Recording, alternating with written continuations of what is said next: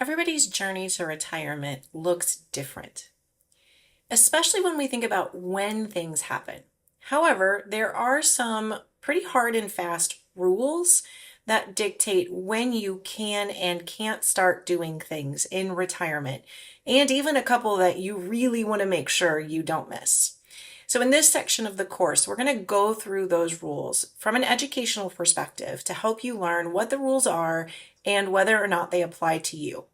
All of these, again, I'll remind you, should be discussed with your specific circumstances in mind, with your tax professional, with your legal team, and with your financial professional.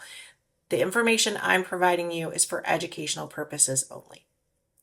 The first big decision that you need to make usually comes around age 50. And I'm going to say usually because, as we talk about earlier in the course, when you can handle that financial independence piece is going to vary widely from person to person. I have people who are deep into the FIRE movement, financial independence, retire early movement, and they achieved a lot of these goals at 35 or 40. I'm more of a late bloomer. I'm looking in the 50s, where I think many of the people in this course are. But at age 50 is where that first question usually comes up. And there are actually two questions here. The first one is, right now, IRS rules allow that at age 50, you can start to make catch-up contributions to your retirement accounts if you want to add additional revenue to them. So be sure to discuss that with both your financial advisor and your tax professional. The first big rule comes into place around age 50. And that is specific for public service employees like firefighters, police officers, some teachers, depending on their state and their particular retirement fund. But for most of us, it's at age 55, and that is what we call the rule of 55. That rule of 55 says that if you can use the retirement account from your current employer, you may be able to start taking deductions from that account without penalty at age 55 when you leave that employer. There are tons of rules around this, and not every employer allows it. So be sure that if you want to try to use the rule of 55, you discuss that with your tax professional and your financial planner. It also has to be cleared by your employer's HR department and the specific plan that you have. The next age that we all have to worry about is 59 and a half. That is when we can all use our retirement investments without any penalty. So at 59 and a half is when you can start making withdrawals from IRAs and other things without that 10% penalty. That is sort of a magical age for many of us when we can start using those contributions. The next age that you have to think about is when you're going to take Social Security.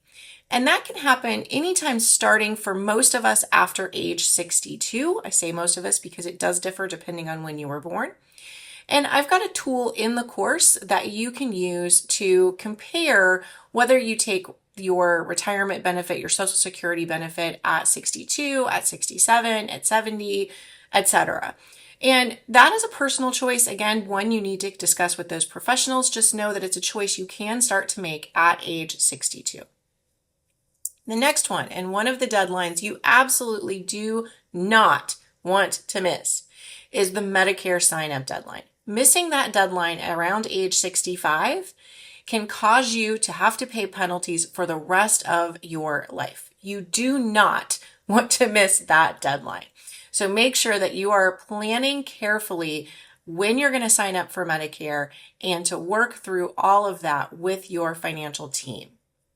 The next age that you want to think about is that age 70. If you're going to wait and max out your Social Security, there is not really any benefit of waiting past age 70.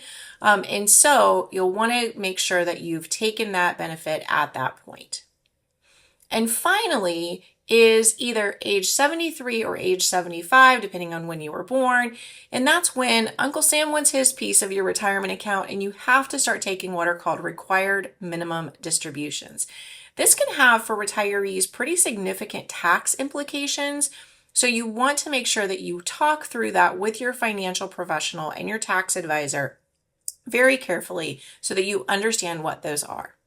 In the rest of this section of this course, we are going to go through each of these in some detail, again with educational resources that you can use to make sure that you're asking questions that are right for your specific situation. I'll see you in the next lesson.